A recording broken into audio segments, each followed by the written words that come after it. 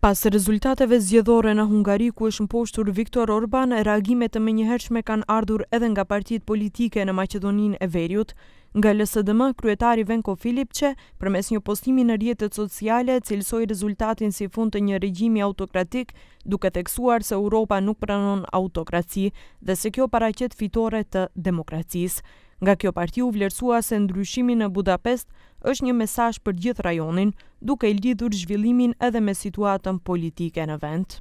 Sonte Hungaria tha mjaft, regjimi jo demokratik i Viktor Orban ra, pikërisht ashtu siç kemi paralajmëruar prej muajsh.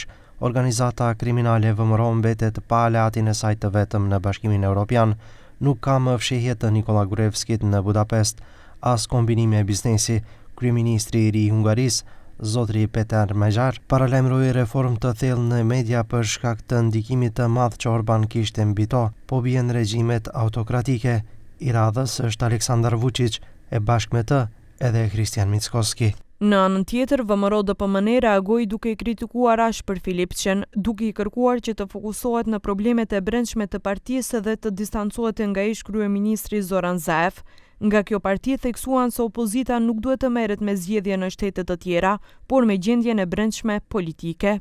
Venko Filipçe dhe udhëheqja aktuale e LSDM-s, të cilën ai e ka vendosur sipas masës së tij, duhet më në fund të distancohen nga Zoran Zaev dhe të gjithë partnerët e tij të dyshimit biznesor prorus në marrëveshje të errëta dhe kriminale.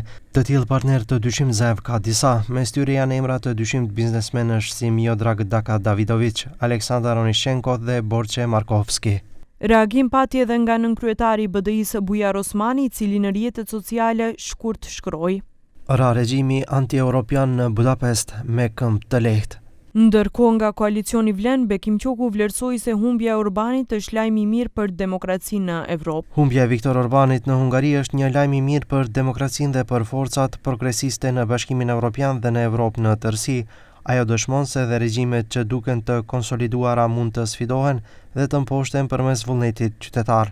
Njëkohësisht, ky është një lajm i keq për regjimet autoritare, të cilat gjithnjë më shumë funksionojnë në bazë të solidaritetit të ndërsjellë përtej dallimeve ideologjike. Reagimet tregojnë ndarje të thellë politike në vend, ku zhvillime ndërkombëtare po përdoren edhe për përplasje të brendshme politike.